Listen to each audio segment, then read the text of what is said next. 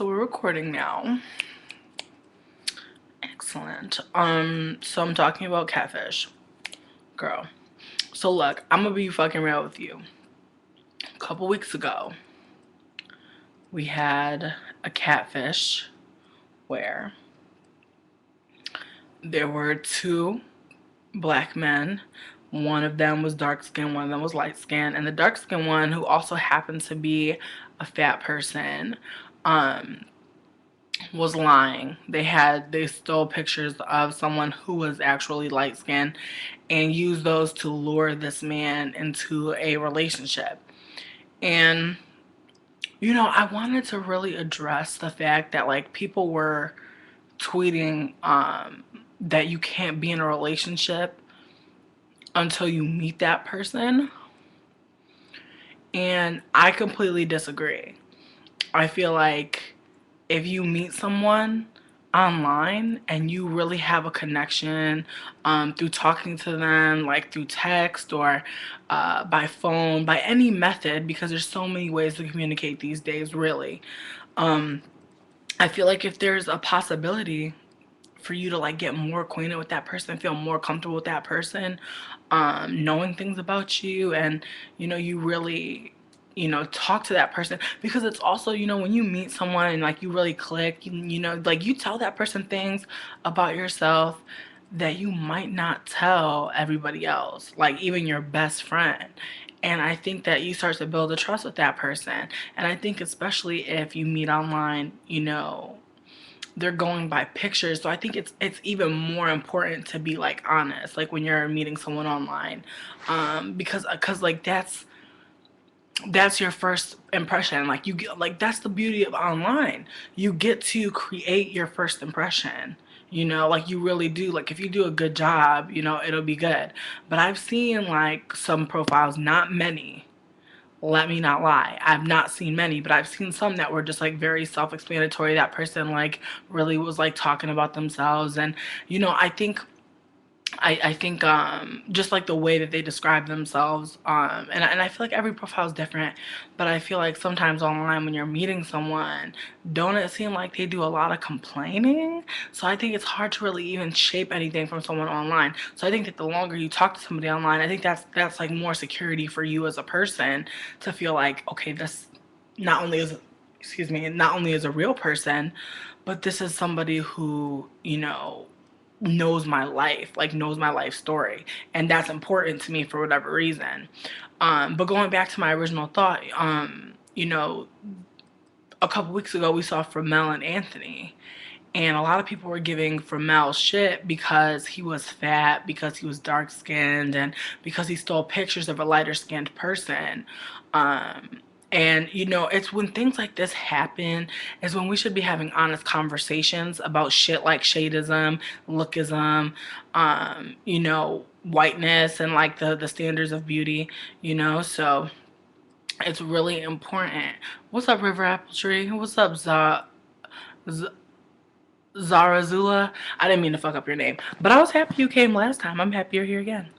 Um, but as I was saying, I think that when shit like this happens, it's important for us to have a dialogue about the situations at hand, or rather about what we should take from this, because things that happen in on TV, they are repeated in real life. I think we've seen enough of that already, and vice versa. I think like now the spectacle is really like looking at itself, looking at the spectacle. It's so kind of metaphysical now, to where like life imitates art, which imitates life, and back and forth and back and forth, and it's such a mind fuck, because if you think about it, like Catfish started off as like an experience that Neve had.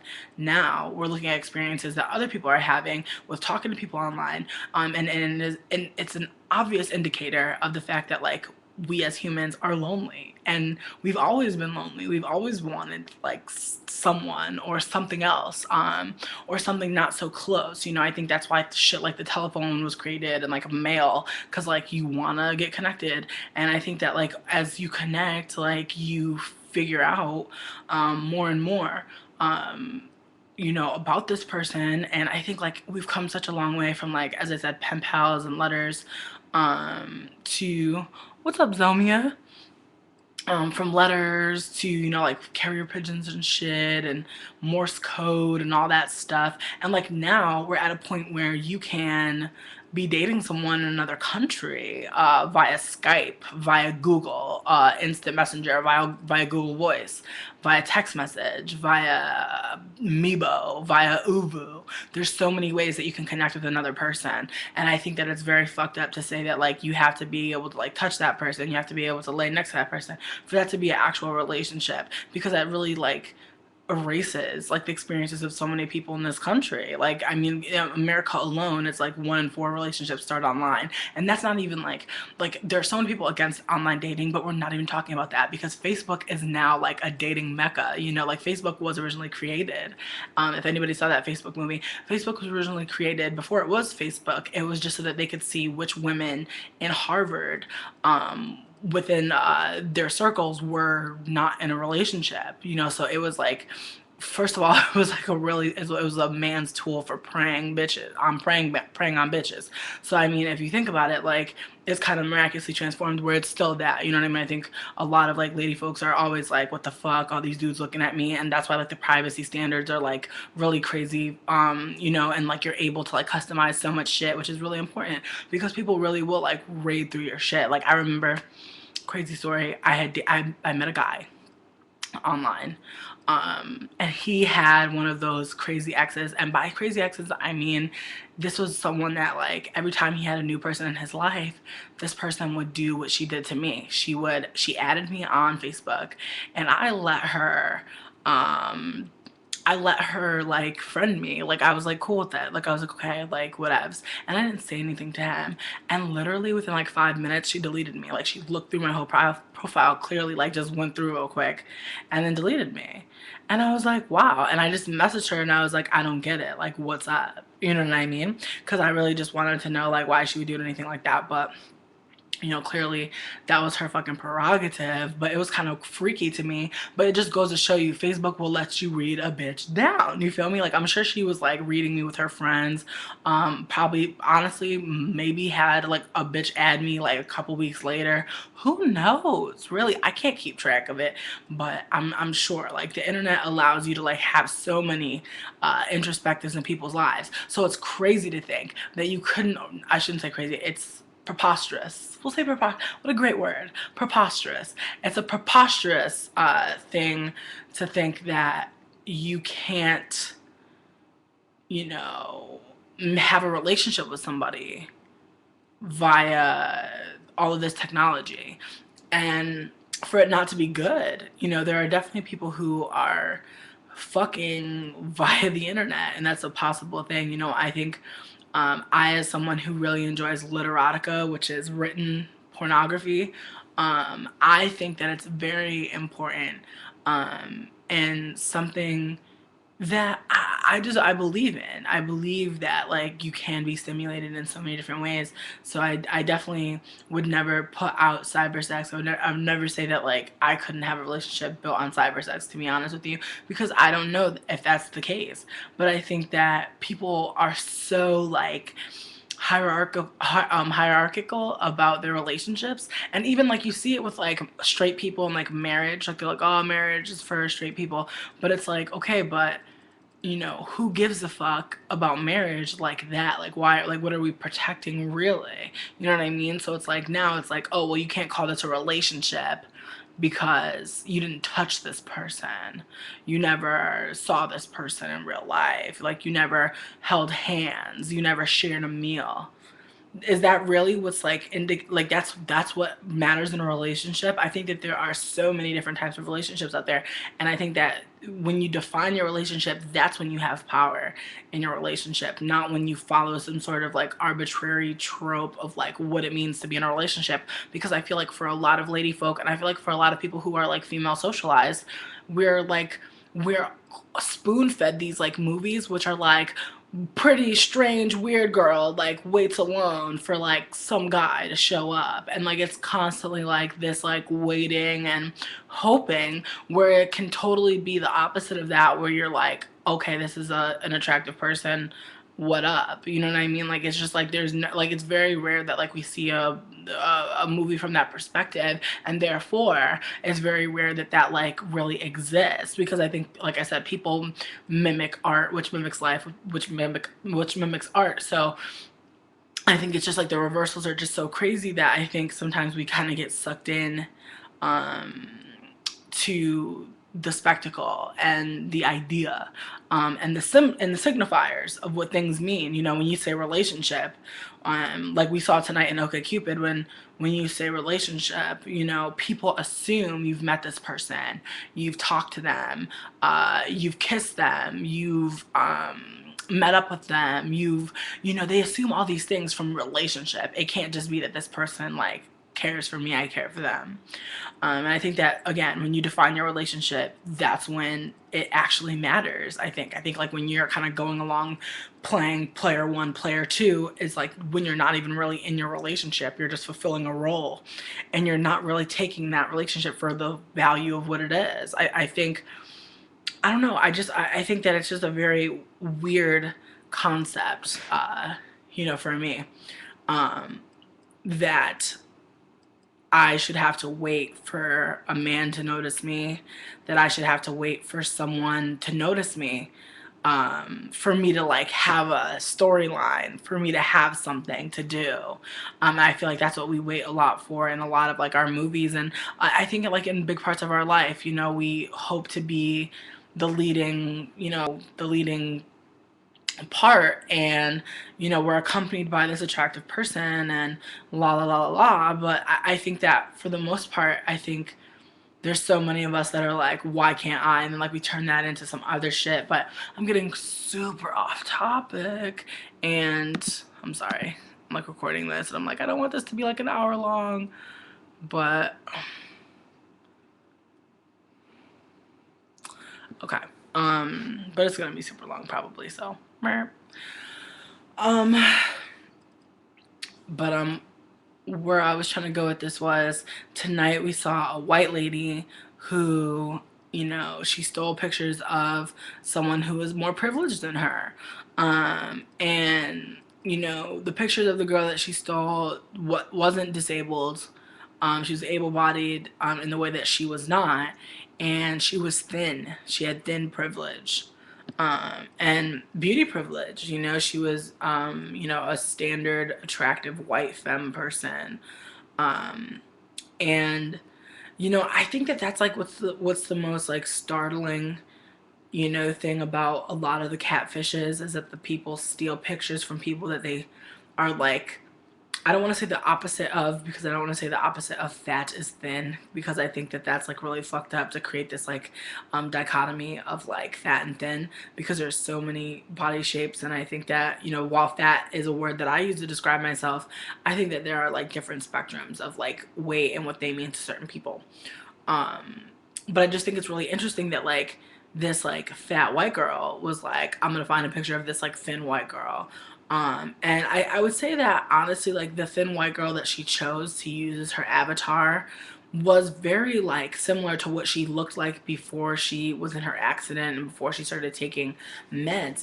And I think that this is like a form of, I don't want to say cosplay, but I want to say that this is a form of role playing that I think is like very dangerous, and just like emotionally like violent, because I feel like, you know, person A is so emotionally like, you know, drained from a traumatic event, so they gather pictures from another person, which is fucked up, because, you know, you're not that other person, and pretending to be someone else. Like, that's identity theft. You feel me?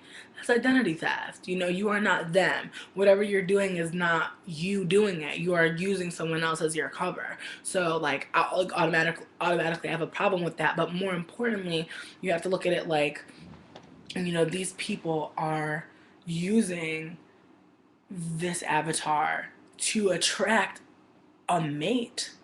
Like, is mate the word? I want to say partner. I feel like mate is a weird word. Um, but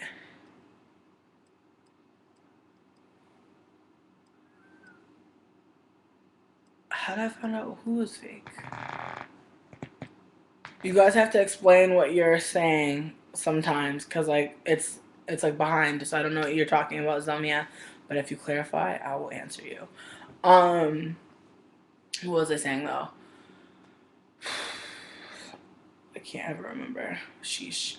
Um, in terms of, damn it, where am I? Where was I just at? Shit. Catfish. We were talking about catfish. I know that.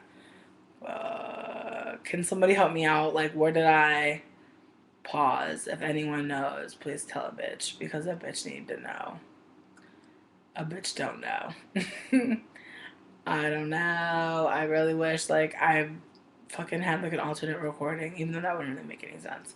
But I literally just like forgot where I was. Where I was. Okay.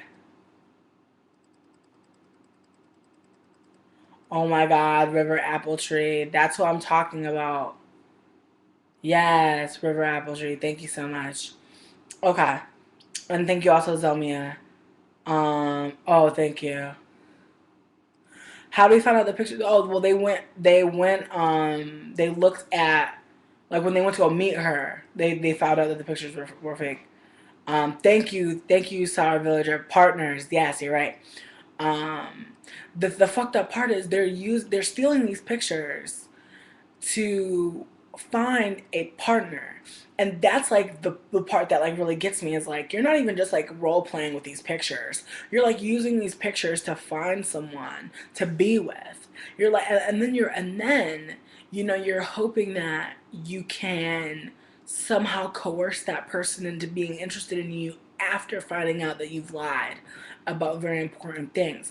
And I was right there with Mike when he was like, you lied about like what you look like, and that's very important. You lied about your name.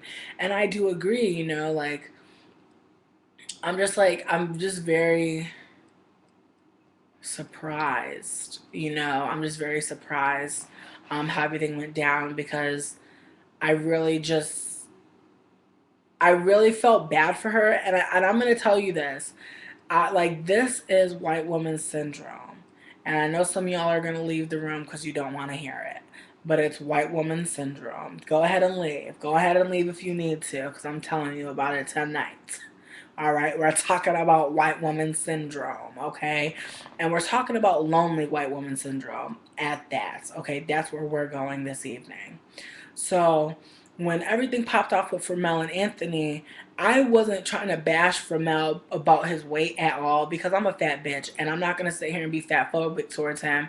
Um, at all. Like, that's whack as fuck. And not only that though, but obviously we live in a fucking racist society, so I'm not gonna come at him for being a dark skinned black man. That's just like, not, that makes no sense. And also I'm gay as fuck, so I'm not gonna come at him for being gay. So I really had nothing to come for Mel for, other than what I did come for him for, which was him bugging on Anthony.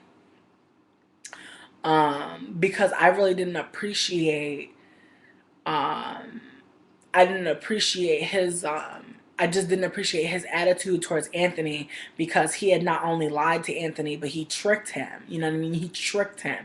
It's one thing to lie, but to trick. You feel me? To trick is a different thing. It's a whole nother animal, bitch. It's a horse of a whole different weave sets, okay? This horse might have blonde yaki in the front, red on the back, okay? Number 33 and 30 blended in. If you a wig head, you'll know what I'm talking about. It's a beautiful color arrangement. However, lying to me and tricking to me, I'm crazy. Lying to me and tricking me, two totally different things. You lied to me, maybe you were trying to cover up some shit that didn't sound too good. You tricked me, bitch, you planned on bamboozling me. You used your brain. You got the little mouse and the pinwheel moving just to do some shit to me, just to hurt me, just to take something from me. And that's what these people don't get. And I do agree with you, Sour Villager. It's dangerous because it does allow people to almost have a lack of ownership for their actions. But more importantly, it allows people to be able to, like, just get so deep inside of your life but on some other shit. Like you're so deep in my life. I like when you start to talk to somebody from online, I can be honest with you. It's a lot of texting. It's a lot of investment. Like honestly, when I first started talking to one of my serious boyfriends that like I was in love with like forever, like we were in love before we actually met, before we actually touched. We talked on the phone, we texted, we were on the internet, but we were really in love. And before I met him in physical real life, I knew I loved him. Like I would just get so like I would get so hyped when like I like let me tell you, like the first time we ever spoke on the phone, it was crazy. Like I don't even think about it, makes me sad because like things didn't work out with us because I just sometimes I I don't know how to be loved. Like it's hard to admit that. Like sometimes I don't know how to let somebody do for me or take care of me. Sometimes I act like I gotta do the most to do me sometimes, and it's a way for me to invalidate my partner. And I'm trying to work on that. I'm trying to work on letting people love me, but it's hard because like my like I think we all got a backstory, right? So like coming up, like I just didn't ever feel like I was loved enough. Like I feel like I just didn't get all the love I needed. And so for a long time, like I was trying to supplement getting love from people in different ways. And a lot of them were destructive. And I feel like I'm forever trying to mend that personal relationship with myself. And I feel like sometimes me mending that personal relationship with myself gets in the way of me having an honest and open relationship with another person because I don't feel like I'm all the way there with me. So I don't feel like I could trust them all the way. You know what I mean? Um, but it makes me feel good. I appreciate y'all in the comments. It makes me feel good to know that people like understand where I'm coming from. But I invalidated some of my past partners. I invalidated them and made them feel like I wasn't really equal with them and I wasn't really there with them. And that really sucks because I think like as someone who feels like they can't like get love from people or they feel like they can't accept love, that's all they want, Like so it's just like uh, all this garbage. And it's like one of those things where it's like sometimes I wonder if I'll always like regret like all the shit that I did in that relationship because like he's like the person that like from time to time it runs over my mind. Like I'll just think, damn, I wonder what he's doing, like, and it's like some little shit. I'll just wondering if I'll just wonder if he has a good day, or I'll just wonder if like he's good, or I'll just wonder what he thinks about something, and it's just like the worst feeling ever, like to know that you fucked up with somebody that like you vibed with like to the max. But as I'm saying, like when we first started talking, like he looked at my profile on OkCupid one time, then I looked at his, and then I think I like they have like this like stupid rating thing where you can like say that think if you want to rate someone 5 stars, that means that you think that they're so banging. So I think I might have put 4 or 5 stars, but it tells that person. And so then he messaged me, and literally like within like the first 8 messages we exchanged phone numbers. And then the first time we spoke on the phone for like hours. Like we were on the phone for like 4 hours, and I actually like called my phone like provider and was like, "Yo, I want to put this person on my faves." And like I was able, like the person actually hooked me up and put him on my faves, even though I had gone over my minutes, and that way I didn't lose none of the minutes that I used because I was actually over my phone limit.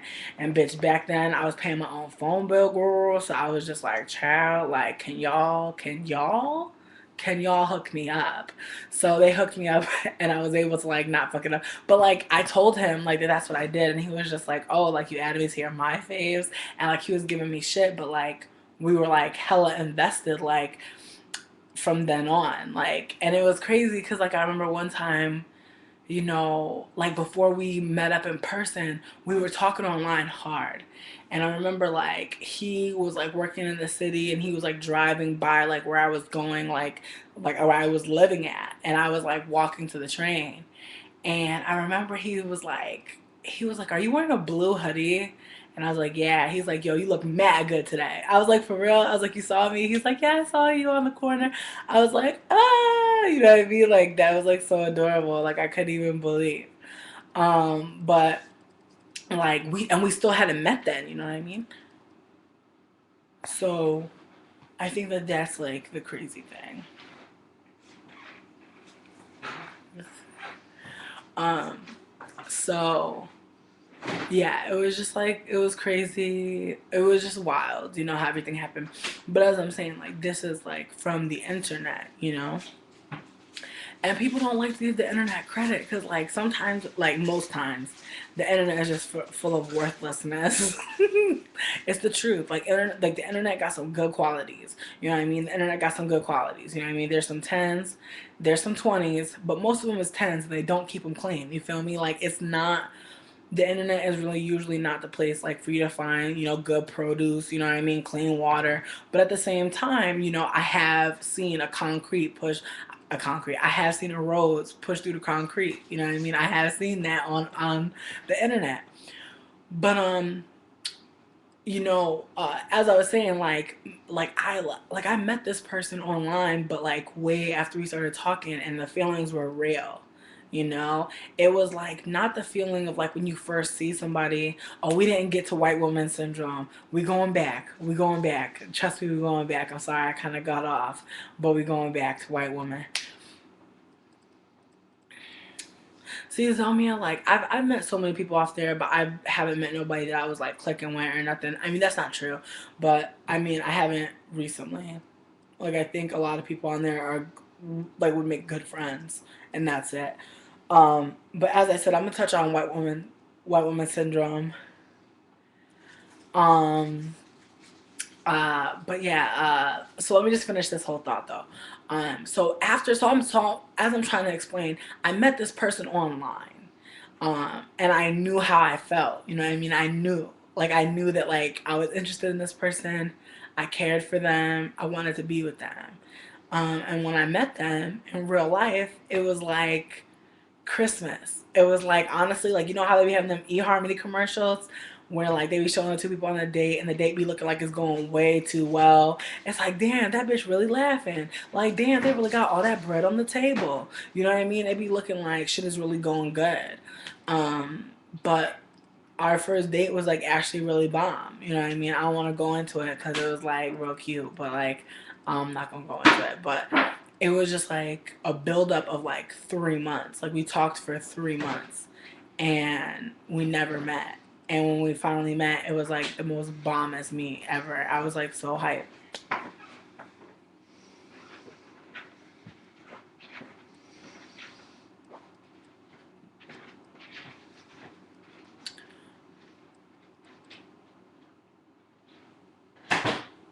So hold on, I'm gonna take a bite of my cereal. Oh, it's getting soggy.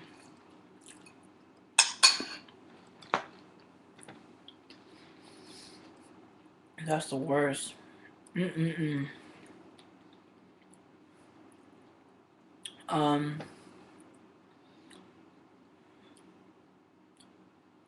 oh, I love you too, Amanda. Y'all are sweet.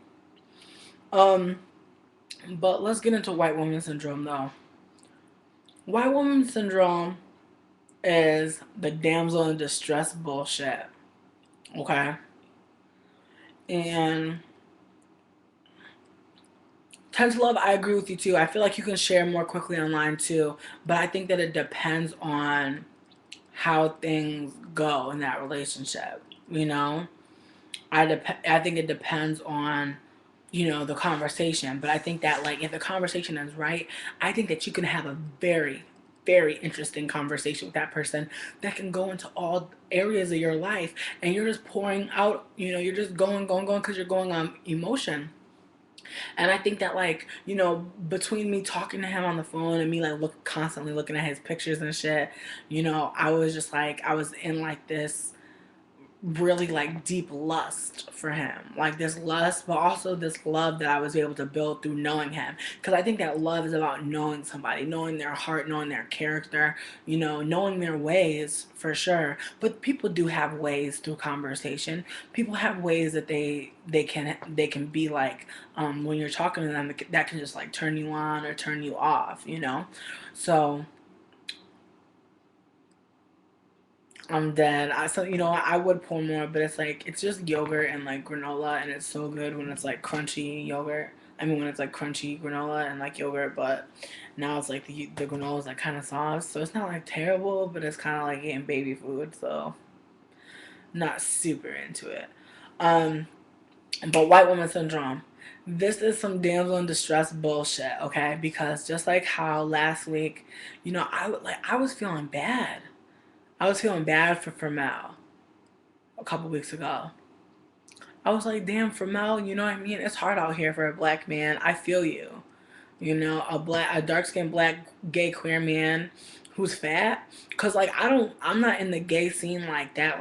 But like from what I hear from my gay brothers and my gay friends is they be telling me that it's like, if you a fat dude in the gay scene, it's hard. You know what I mean? And I know it's not easy out here in the fat bitch game, you know what I mean? In the fat bitch game, like I know it's hard, you know what I mean? Like there are times where, that like someone's really not talking to you because you're fat. Like it's not even like I mean also it could probably be because I'm black, but 9 times out of 10 it's because I'm fat. And I think that like a lot of times people are thinking of me from like a sexual position, so they might be like attributing my body with fat bodies that they've seen in porn.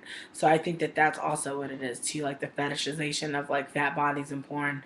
But also like the offside of that, I feel like people think that because they see fat bodies in porn, that like fat bodies all look the same, and thus fat bodies are all the same. And I think that that's like always been the rhetoric. And I'm not saying that we're not alike, so that you can like discriminate against us evenly. I think what I'm trying to say is the fetishization of fat bodies like does a disservice, to us as a whole. I didn't see Anthony's Triple X video. I have no desire. Like I'm sure it's good, but I just want to leave him alone. Like I just don't even want to deal. Like he's like really funny. He like I think like he tweeted somebody that I'm like friends with and was like being like really cute, but I don't know. Like I just feel I'm just sad that like he went through all those changes and just I don't know. Like I understand. You know what I mean? Like I'm gonna be real with you. I'm gonna be 100% real with you. If you show me a picture of a fine ass man's and you are not that fine ass man's when I go see you, and you got me spending Neeb's money to take a plane to see you, bitch, I'm bopping you on the fucking head just so that the people on TV and the internet know I'm really about it because I'm telling you. You know what I mean? See, we the urban, I knew it wasn't gonna be nothing. That's why I'm like, you know what? He didn't give me that spirit. But anyways, like I'm just saying, like if you show me a picture of a fine ass man's or whoever you think is a fine ass man's, because let's be real, all these people out here getting catfish are getting catfish with a picture of someone that like they think is attractive or someone that they think could catch a bitch, and that's what they're doing. They're catching bitches. Like that's what the catfish is, to catch a bitch. But in terms of white woman syndrome, if we can get back there, I'm sorry for I'm over here, I'm driving through the woods and y'all want me to come back to the clearing. But white woman syndrome, this damsel in distress bullshit, I was feeling bad for this white lady. They got me feeling bad for her. They over here playing this sad ass music and shit, and they be grilling all these other people. They be like, why July? You know, what July for? If you watch last week's episode and watch this week's episode, it's very obvious that if you are a white woman, bitch, you could lie to anybody. Because this white lady was getting fucking the treatment. They was playing beautiful music and shit behind her little about me section and shit. I was like, okay, Kristen, that's what they're out here doing. And like the thing is, because I'm an intersectional being, I felt bad that like fat phobia had driven her to like hide herself. But it wasn't also that. I think it was fat phobia, but also I think lookism for sure. Because I think she felt like, because she used to be thin. And like that's also another thing I want to get into, kind of sidebar right now, like kind of make like a spider chart and just go off to the like left. Um, I had a friend who used to be thin, and she used to be in dance class, and her mom used to be really mean to her, and like used to make her go to dance class, but used to shame her, and used to be like, I never wanted to have the fat kid in dance, and da da da, and say mean things. And I was like, damn, like what's the point of keeping your kid in activity if you don't feel like, if you feel like they're, if them doing this activity is reflecting on you, you know what I mean? Like that's fucked up.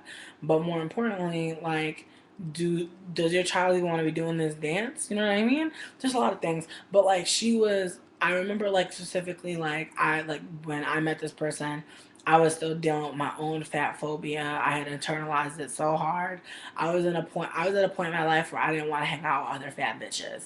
I was like, bitch, you making me fatter. Like, get out of my face. Like, dead ass. I used to be real crazy. Or, I don't see, I'm trying not to say crazy. But, I used to be real, like, real disordered in the way that I thought about my fatness and the way I viewed other fat bodies near me. And I felt like if I was fat in public and I was near other fat people in public, we would be like giant signs being like, come fuck with us. We're both fat in life. You know what I mean? We're both fat people here. And like, that's like, looking back, it makes me sad because I wasted so much of my life not getting close and not being friends with certain people because I shamed them and I made myself, and I shamed myself, you know, in shaming them. But I also tried to other myself from these other fat people by making myself out to seem like I was better than them or like I wasn't as fat, you know what I mean? So many mental gymnastics to feel like I wasn't as fat. And I think that again, fat phobia, fat phobia is out there. It makes you feel like if you gotta be fat out here, you better do this and this and this just to be seen as not as fat. And that's real. And I think like there's so many fat people out there that like are either dealing with that now or have dealt with that or have dealt with that. The feeling of being fat, having people see you as fat, and then feeling like you got to be around thin people who aren't even nice to you. Like a lot of times these fat people that be that one fat person in the group, they're not even getting treated good by their thin friends. Their thin friends use them as so many like props and posturings, tools and stuff just to either placate, themselves in a culture that they're not even involved in. All these people with thin privilege want to be around a fat person to make them laugh. I was so many people's fat friend. I was so many people's fat black friend, girl. Let me tell you, it's exhausting. It's exhausting fitting a role like that and having to play up the fact that like my situation is really fucked up and having to laugh about it. And I think that that's where essentially all comedy comes from. Really fucked up situations that you can turn around and laugh about. But at the time when fucked up shit is happening to you, it's not funny. And I could just remember like being around so many thin people and knowing so many other fat people who have told me stories about being around thin people, who have treated them poorly, who have not treated them like a person, like treated them like a fucking dog that like just like hung out with them, and they were just like this tag along. And it was just very demeaning and very demoralizing, but familiar as fuck. um and white woman syndrome got me feeling bad for this fat white lady. But I think it's also again like the fact that I'm fat and that I know what it's like to be fat and like not want to be fat, or rather not want to have people see you as fat, or to be the exception, or to be less fat than someone else. I remember going to the mall and I had a friend who used to be like, oh my god, I don't want to get like that person, like don't let me get like that. And it's like, don't let you, like, bitch, we at the food court eating hella tacos right now, like what are you talking about? Like we're eating with abandon, you know what I mean? We're enjoying ourselves. But it's like there's this need because of fat phobia, where we have to constantly be checking. And I think that that's complicit in the hater gaze as well. And I was going to talk about the hater gaze. I don't think I'm going to get into it today. But it's complicit in the hater gaze in that we look around and try and find people that will provide us instant gratification. So we can look at that person and be like, ugh, they're doing worse than me. So like, let me shit on that. And in doing so, by highlighting their shit, you're able to temporarily forget about the things that not only that you deal with, but you deal with in regards with them as well. You know what I mean? In regards to things that they deal with. Um, but It's just a whole fucked up situation for sure. Um, but moving on, I want to also say that, you know, I keep getting off the. I think I think the white woman syndrome is also about looking like through the white gaze. I think that we when we look, and I think the hater gaze also stems from capitalism, to be honest with you. The hater gaze comes from the fact that, people always think, oh, you hating because you want what I got. That's what a hater is. Someone that wishes they had what you had. And that's like a way of of breaking yourself down in capitalist terms, of thinking of yourself as a commodity, of thinking of yourself as a piece of, as a monetary thing, as a sign of money. And to think that people are always wishing they had what you had, wishing they had your money, wishing they had your financial representation. And because I think a lot of things are tied to that. You know what I mean? You see someone looking real beautiful, looking all, and like, what is beautiful usually? You know what I mean? Their makeup is done, which costs money. And if they didn't do it themselves, or rather you feel like they didn't do it themselves, then you know they have money to pay somebody to do it for them. Or maybe they're wearing something that costs however much money, thousands of dollars or whatever. That's like a signifier, and all these things work in corroboration with you feeling like you're less than them. So I think that like the hater gaze can come out in broke people. It's across class lines, but I think that the hater gaze just has like uh different lenses. I would say like different degrees of lenses. You know what I mean? I think the ultimate hater is like the white dude. You know what I mean? White dudes are the ultimate haters, because if you have you ever like watched a white man watch a black man come up? Have you ever seen a white man like not be able to give props to like somebody else? Because I've seen it so many times. There are so many white dudes out there that have the hater gaze, and it's because white dudes want to colonize. It's a colonizer's like mentality, that like whatever the fuck is here, we made it, it's ours, or even if you made it, we fucking took it, so it's ours now. So it's like whenever white people see people of color doing anything, coming up on anything, that's when the hater gaze come out and they gotta do some shit. You feel me? The hater gaze is why my video got taken down on YouTube, because a white person seen me getting views, they seen me talking about relevant shit. They don't like to see brown people making sense. That's what it is. They'll fucking watch a black man yell outside of a McDonald's about some fucking barbecue sauce for 45 fucking minutes, just and like the shit and pass it around, just so a nigga don't get no learning that day. Just so a nigga can't hear nothing today. A nigga wanna learn, here's a fucking 45-minute video of another nigga outside of fucking McDonald's yelling. You feel me? And I'm not trying to say that like I have all the information, I have all the fucking answers, because I surely fucking don't. I'm a fucking regular ass person just like you, who happens to have a fucking webcam and a devotion to talking online. That's all it is. You know what I mean? I enjoy doing this. This is part of what I like to do. And I don't put myself above nobody, because I ain't above no fucking body. Like I said, I'm a regular ass person. I take a shit with my pants off just like everybody else. Okay, sometimes I'll take off my shirt if it gets like that. But I'm not trying to like say nothing about nobody's politics. With just asserting the fact that they really don't like to see niggas talking about real shit. They don't like to see analyzing shit. They hate to see niggas analyze. It makes me mad sometimes. Like when I'm talking about stuff, people get mad, be like, why do you care?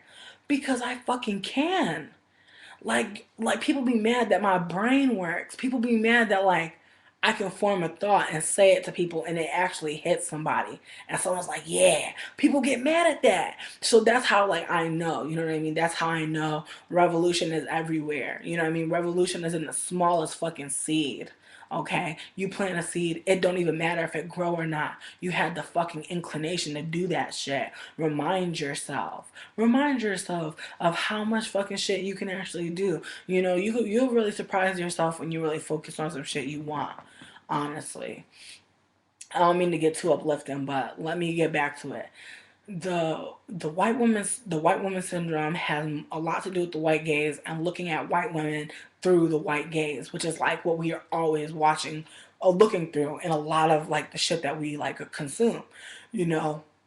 I think like growing up, I can tell you like my favorite shows and like shit and like, or rather, growing up, I'll tell you about like the women that shaped how I think. Okay, like in the beginning of my life, you know, shows that I can really think of and was like, yo, I really like took something from that.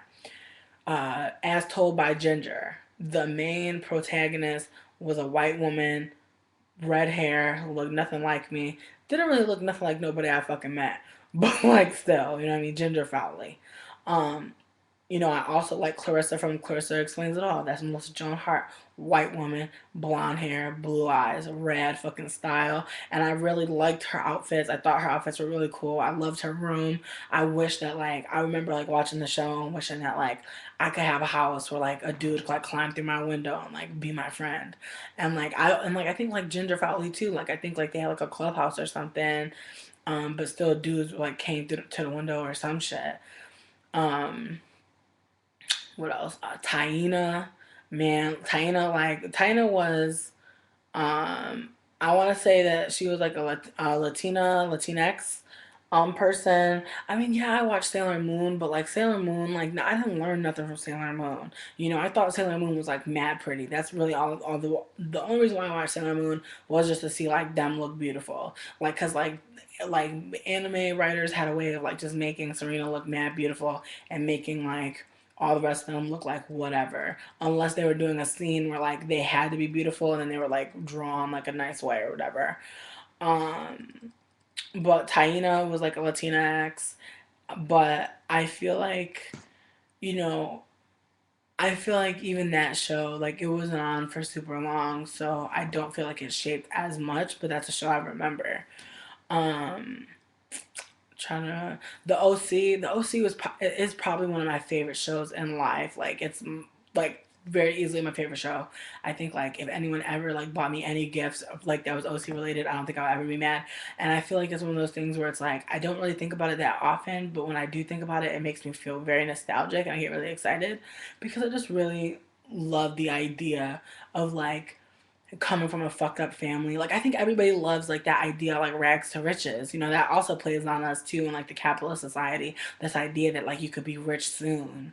The idea that like, you know, you're just one foster family away from being rich or like you're one adopted family away from being rich or you're one blah blah blah from being rich. You know what I mean? It's like that's what most like shows for kids are is like, oh my god, like you found a way to be rich, or oh my god, you found a way to be popular, or oh my god, you found a way to have people give a fuck about you. Like that's what it is. It's all about like these schemes to like get attention, to get money, material things, to get attention. So if you look at it, like so much of like what we're programmed to watch is like get attention, find a way to get attention, find a way to get people to care about you, find a way to like look interesting, find a way to be interesting, find a way to go places. It's just like all this shit that like unfortunately in our system like right now is like not super like realistic. You know, I think most of us realize that like in order to go anywhere you have to like be able to work, save up, and then go somewhere and then be able to like either jump right back into a job, or have like a plan that's like contingent on like other people or like lots of other odd jobs and um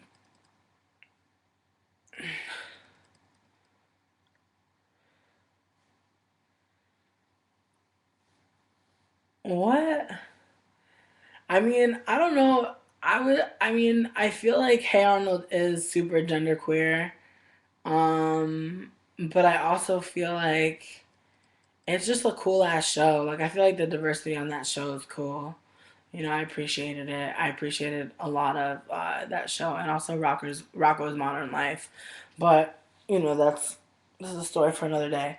But basically, what I was trying to do with like that TV list was talk about like white women in like TV and like how we're taught to like care about white women and how we're taught like that white women are like the beacons of like femininity and like what we measure a woman by. And so when a white woman comes on my screen and is crying, and you know, this is a white woman with blonde hair, blue eyes. One of her blue eyes is not real. She has a glass eye. And no tea though, if I would have had a glass eye, I would have got a cool glass eye, like a white one or something. But like whatever, to each his own. But I would have got like a red one or something, like something that looked like Terminator Eye or some shit. Cause I would have been like, you know what, fuck all of you. Like you're all bitches. Like I would just be really scary and robotic to all people. But I understand that that's probably off-putting to someone who's like in the cosmetology field, which she is. Like she probably don't want to be scaring people with her fucking eye. But at the same time, I think her personality also kind of like made me feel bad for her too. Like the very like, oh, like whimsical ass white lady, like, oh, like I didn't know, like I used to be thin and pretty and I'm not anymore. Like, how is that my fault? And like all these dudes were feeling bad for her. Like everybody was feeling bad for her, but it was like when it was for Mel, everybody was going in, you feel me? And don't get me wrong, there were people going in on this girl, but they were going in on her for being fat, which is whack to me. But the shit that killed me was like her blase ass attitude, and that's why I'm going in on her. And I think that that's like the important thing. It's like when you critique someone, when you like come for somebody, come for them for some real shit. Like, well, I'm not gonna come for this girl for being fat. And no shade, like she said straight up that she's fat because she's like on medication ever since she was in a car accident where she lost her eye and has to permanently wear a fucking boot. Like, how fucked up are you to be sitting there trying to make fun of this bitch's eye and be trying to make fun of this bitch's fucking body? Fuck out of here. That's like, why? Like there's no point. There's really no point in doing any of that when you can clearly just be like, bitch, what are you thinking to have like such a blasé attitude? And that's that white woman syndrome. That, oh, I didn't know, so the rules don't apply to me. You know what I mean? This like nose in the air, my word, clutch the pearls ass uh fucking attitude. And it's just like it's kind of mind blowing sometimes when you think about it that like you live an hour from this person. She lived mad close to this dude. She lived dumb close to this dude, but was lying about something so important. I think as much as I, the first person that I really met off the internet, as much as we had that instant connection, we were talking, having a good time. If he wasn't who he said he was, that would have fucked me up. And I'm being mad real when I say this. Like the feelings that I had when I met that person offline were so real. Like I felt like I was gonna explode when I saw them because I was just so happy that like they were who they were. And who I was talking to was like the person that cared about me. Like I saw them in real life. And for me to have all of those feelings and to physically see that the person I had been talking to was not only lying to me, they tricked me. And as I said, there's a big difference between lying and tricking. So for you to be this white lady, oh, well, I used to be thin. I'm telling you, thin privilege is a hell of a drug. It's a hell of a drug. Thin privilege, like my friend that used to be thin, I like she was still trying to like get herself off of it because she had been thin for a lot of her life and then gained weight and was no longer thin when she was in college and had to like deal with like finding clothes, trying to figure out, how to transition, her clothes, like you could tell she changed sizes when she got to college from when she was home. So like a lot of her clothes were like ill fitting and like I at the time was not at all a body positive activist by any fucking means. And I really was just like, why the fuck would this bitch not like fucking wear clothes that fit? And that's the thing though. Like when you used to be thin, like I've been a fat bitch for a minute, you feel me? I've been a fat bitch for so long. I know the fat bitch tricks. Chub rub, easy. Deodorant. Not that gel shit. Get the white shit. Do a good coat. Get your inner thigh and to get right where, like right underneath where your booty is. You'll never chafe again, bitch. And honestly, get you some vitamin E and it'll clear up all these dark marks in the middle too, bitch. I've been a fat bitch for a long time. Okay, I can tell a bitch a thing or two about being a fat bitch, but I don't know what it's like to be a thin bitch. And I think that the concept of it scares me because I know thin privilege is a hell of a drug. You feel me? Because, as I said, my friend who used to be thin, her whole life upside down. She's over here trying to figure out how to wear fat bitch clothes, trying to deal with like being heavier, trying to deal with like people just commenting on your weight. Like when she was thin, people would say things, but they would say things like, you know, oh my god, you're so thin. Oh my god, I wish I could look like you. Oh my god, like I don't even know like how you stay so thin. And like those weren't really like comments that like hurt your feelings, you know what I mean? Like those are things like that might make you feel awkward for sure. But those are things that like don't really like make you feel like fucked up. And like there are times like, where even on dating sites, I've had people message me and be like, you'd be prettier if you weren't fat, or like just full out, just be mean to me. Someone trying to make a joke, and I mean, I didn't think it was funny. I thought it was corny, but like someone really trying to make a joke, that if somebody ate my pussy, they would get diabetes. Like, I mean, isn't having a sweet pussy a positive thing? You know what I mean? Like, it's like you can't even win. If my pussy tastes good like sweet sugary snacks, that's still a negative. Like, I mean, I fucking guess. But anyways, the fat phobia is nothing comparing. It's not at all able to be scared. It's not at all able. You're not at all able to be oppressed by being thin, because all shit exists for your thin ass. When you go to a restaurant, do you wonder, oh, I wonder if I'm gonna fit in these chairs? Probably not, bitch. When you go to a clothing store, do you wonder, oh, will these clothes not fit me? And then you always get those fucking people who are like, well, I'm a petite, so it's hard for me to find clothes. I'm like, bitch, you could shop at the American Doll store. If you can shop at a fucking novelty store, a special store, cool for you. Fat bitches usually got one store in the mall. And if they got more than one, I'm telling you right now, they're usually some like, it's like they got one that's like cheap shit, then one that's very expensive shit, and then one where the fat bitch shit is in the fucking back. And it's not even that cute. It's like three things that you find that's cute, and two of them is like expensive as fuck, and you won't pay that shit. So you end up getting the cheapest thing that you can afford. And again, it's not that fucking nice. It's like it was your third option and you got it because you was too broke to afford the other shit. So, I mean, being thin, that shit, like sometimes I can't lie, like sometimes I'm triggered by like well, by Thinspo. I haven't been in a long time, thank God. But like I remember like I used to just like look at Thinspo for a minute and just like let it wash over me, and it would just take over me, like it would make me start to like look at my body like with like disgust, and I would start to feel, bad about liking myself, and I would start to think, I wonder what life would be like if I was thin. And I would like try sometimes to really think of what I would look like then, and I really can't see it in my head. I really can't see it. It like scares me to think about, to be honest with you. Like it's like a weird feeling like when I think about it, cuz it's just like I don't know what to see, cuz I only see me as fat, and I don't know how to like change my body and my mind, and I don't want to. Um and I'm not even trying to say anything about like me like being worried that I'm gonna get thin, but I think it's more so like if something should happen. Cause like no tea, I had a friend, and I'm not saying like anything about you know all people with diabetes, but I had a friend who was really fat, and he was like really beautiful, and then he got diabetes, and then he lost hella weight, and then he died, and that like really fucked with me, because like I've always been like, um I don't want to say pre-diabetic, but like predisposed to having diabetes, so maybe that is pre-diabetic.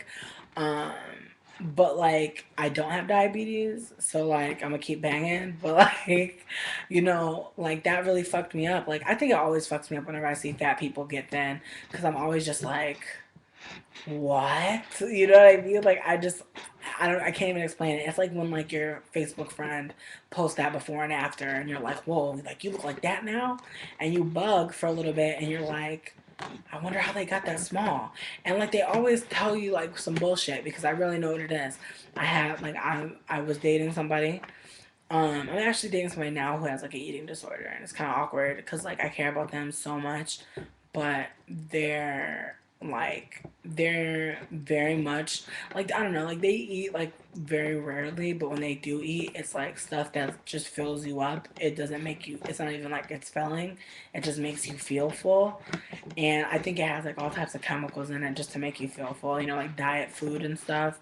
um and like they lose weight, but like it's never like permanent, and it fluctuates all the time, and like they're obsessed with the scale, and it can be like really hard to like deal with that. And like it's like really hard to like be in a relationship with someone who's like constantly like worried about like getting fatter when you're like fat, you know, because it's like I tell them all the time whenever they say stuff that's like kind of fat phobic, I'll just be like, you know, like I'll be like, they'll be like, oh, I'm getting too big. And I'm like, I love you too big. You know what I mean? Like, I try to just remind them that, you know, no matter what they're going through, they don't have to go through it alone. You know, like, no matter if they get to their goal weight or not, that, like, someone cares about them. And it's not contingent on, like, what a scale says.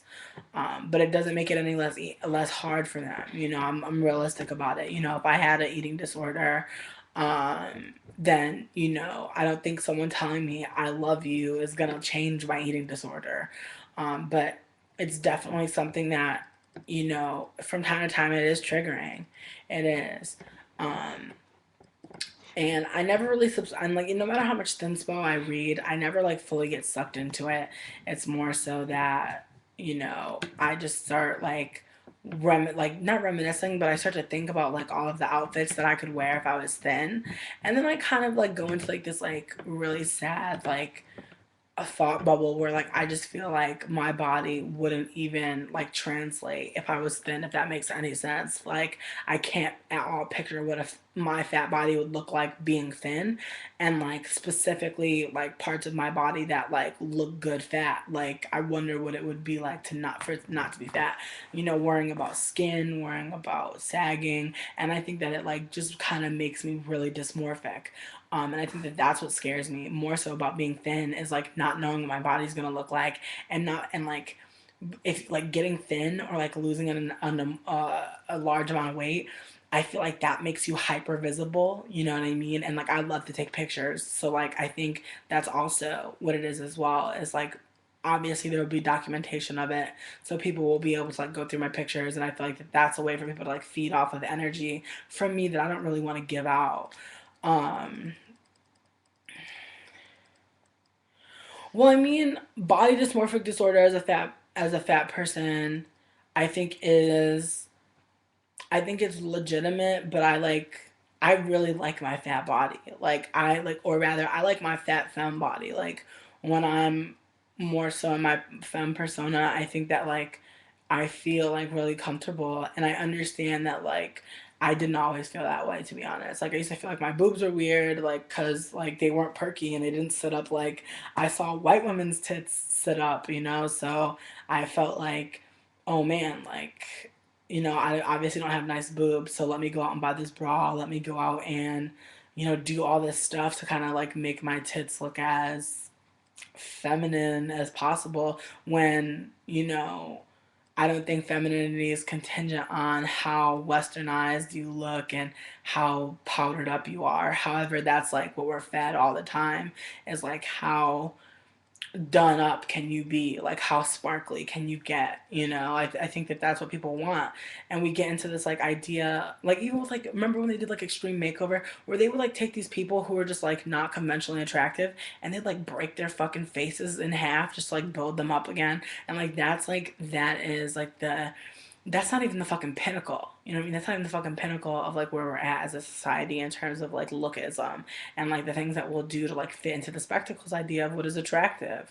Because I think that there are very rigorous lines about like attractiveness and like things that like people like automatically write you off for. And I think that they waver between people, but I think that like there is like this like construct of like beauty that is very white centric that kind of like knocks people out of it like one by one. Like you just get knocked off if like you don't get checked off on all of these traits, you know. So it's a lot to think about. But I figure I'm gonna close because like we're already an hour in, and I said I didn't want it to be too, super long, but my videos have been super long for a minute, so I think I'm gonna cut them up into a four-parter, and we'll do it that way. Just because, as much as I love uploading one long video, I think that if I do a four-parter, that way people don't have to complain and people can still listen to the whole video, and it's in four parts. So, all right, we'll just do like four parts of like 20 minutes. No, no, that's not how you do time. We'll break it up into, wow, I'm like really having a brain fart right now. 15-minute intervals. 15. So we'll do like I'll do like 15-minute videos. I feel like 15-minute video is like pretty long, to be honest with you, but I feel like four 15-minute videos is pretty good. Um, but anyways, in closing, um, we're not even really in closing, but I think like fat phobia, like in this case, in the case of Catfish, I feel like it really transcends like in so many different ways, but it just goes to show you like how privilege works and how like you could be a fat, dark-skinned black male like for Mel and have people shit on you from the fucking top of your head to the bottom of your fucking shoes because they read that boy for fucking filth. They read him from his hairdo to his fucking shoes. And then this white woman comes up there and they're actually feeling bad for her. You know, even last week, and last week the guy was an asshole, but like even last week, you know, like they just have a way of dealing with white women that's very like cupcake, you know, it's really like, oh, you know what I mean? And it's just, it's kind of like eye opening in a lot of ways because, you know, as I said, I felt bad for this white girl. Like, I felt bad. I wanted to send her a fucking dog. I wanted to call Ellen DeGeneres and be like, yo, there's a fat white girl on TV right now, bitch. You need to send her a fucking puppy and a basket of summer sausage and some fucking Colby fucking cheddar. Like, you need to hook her up because she's having a rough fucking day. But then you have to remember, this bitch lied. She kept a lie going for 3 years. Who lies for 3 years and lives around the corner? That was just like such a whole situation right there in itself. But it's just like, wow, you know? Wowzers, actually. But I wonder, you know, and it's not like I wonder what it is that makes us want to like coddle white women. I think that like it's been bred in us. I think that when we see white people in distress, we feel naturally bad. But it's not true the opposite way around. And I've like read statistics on it, but I think it's obvious from the way that shit happens in the world and how complacent white people are. They just do not view us as they view themselves. And therefore, when they talk about the fucked up things that they've done, they have this very blase attitude because in their minds, they're not as bad as people of color and they could be worse. And I feel like that's the attitude that white people give you. This attitude like, well, I'm white, you know, like how bad could I have fucked things up, you know? I can take care of it. This very fucking entitled air about their fucking actions, and it's just like very jarring, and very scary to watch. And I think like watching this white woman, like yes, if I feel bad for her, like yes, I feel bad that like she's had some shitty stuff happen to her in life, but it doesn't excuse the fact that like she's a fucking cold ass liar, you know, like you don't do that. You do not talk to someone for 3 years, live around the corner from their house, and tell them that you're a whole different person. It is. It's very stalker level. I think it's like I, honestly like I feel like that's harassment. I feel like cuz like the thing is I don't really know you. So everything that I'm consenting to is not really like real. You know, I've not consented to you. I've consented to this idea that you have implanted in my mind. So it's very fucking emotionally, psychologically very interesting, but also very like abusive. And I think that like this show doesn't really go into that. And they talk about how there's aftercare for the people. But I'm just like I'm interested in what that even looks like and what that even means. Like is it just Neve and Max like fucking around and talking to them on fucking Skype from time to time? Because if that's the fucking case, fuck that. That's worthless.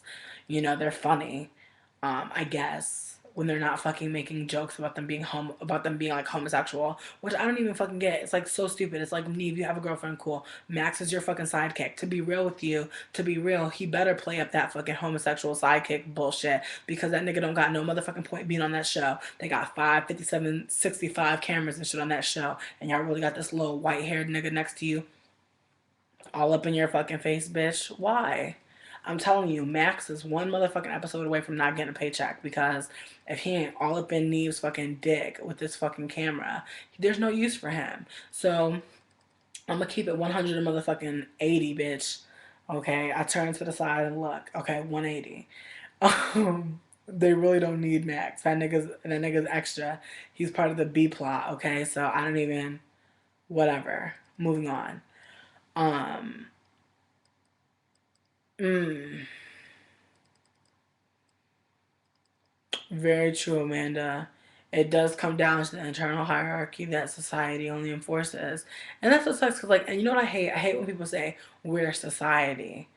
So we have to change it because it's like this hive mind shit. Because it's like, yeah, we are society, but we also play parts in this society. And as long as I'm not complicit in some shit you're complicit in, I'm not gonna sit here and entertain that shit and educate you. So I feel like we're a lot of us are on like different parts of like this puzzle, and the puzzle all leads to different ways, but it's a puzzle nonetheless. And I feel like all of us being on different like parts is just um. Oh my god, I hate Max too. I do agree. I think he's like this.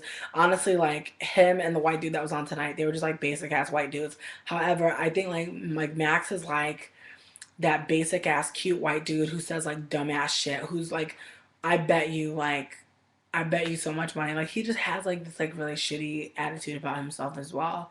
And I feel like Neve and Max are both like these very like pretentious ass fucks who are just going around solving all these ugly people's like problems. Like, oh, you ugly person, like you need to lie behind a camera. Here I'm gonna like embarrass you on fucking national television. You know what I mean? Because a lot of these people are like going on TV and like there's no like prompting. And I mean I guess like that's like the whole point of it that makes it so real and makes it so like visceral. It makes it like people want to prey on it in a way. It's like delicious in a way because like um you watch the show and like you like salivate almost at like how juicy it is.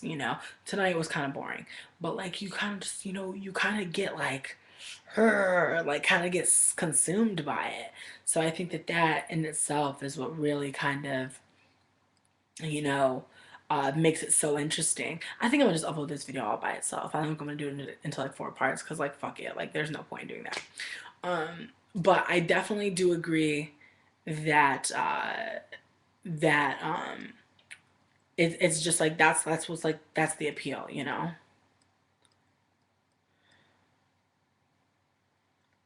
Black Alien, I don't know what you're talking about, but we'll save it for the next episode if you want to just like kind of like define what you mean. I'm gonna still read the chat like after I log out. But I'm gonna stop the recording now. It's been really real. I appreciate y'all for being here and for chilling. At one point we had 50 people in here, so that's pretty fucking cool.